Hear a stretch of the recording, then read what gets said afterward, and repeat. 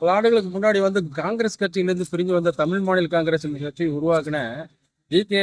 மூப்பனார் அடுத்தது வந்து அதே கட்சி இவரும் நடத்திட்டு இருந்தார் தொடர்ந்து ஜி.கே. வாசன் அவர்கள். ஆனா வந்து பாத்தீங்கன்னா இப்போ வந்து தட்டு தடுமாறி அந்த கட்சி நடத்துறதா வேண்டாமா அப்படிங்கிற போற சூழ்நிலையில சரி எப்படியும் பிஜேபி நம்பி தன்னோட கட்சி செயல்படுத்திக்கலாம் அப்படின்ட்டு இருக்காரு.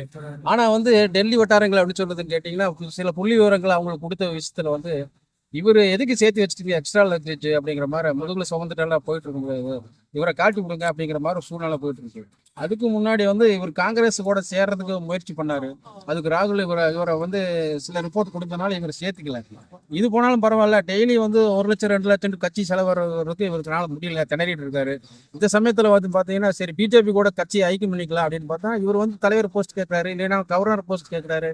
இந்த அளவுக்குள்ள இவர் கெப்பாசிட்டியில கொடுக்க முடியாது அப்படிங்கிற ஒரு சூழ்நிலையில இவர் கட்சிக்கு சேர்த்து முடியாது இருக்கு.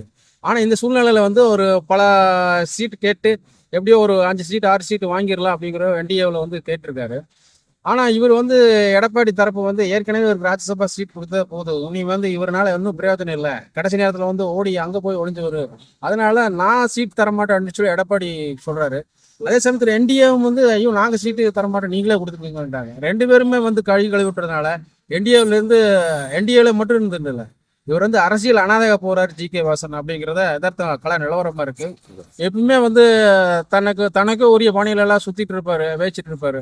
ஆனா 2026 ஒரு பெரிய லிஸ்டே வருது, யார் யார் வந்து அரசியல் அனாதையாக போறாங்க, லெட்டர்பேட் கட்சி ஆக போறாங்க அப்படிங்கிற லிஸ்ட்ல வந்து ஜி.கே. வாசன் வந்து முதன்மை மெம்பரா இருக்கிறாரு அப்படிங்கிறத இப்ப அரசியல் நிலவரமா இருக்கு.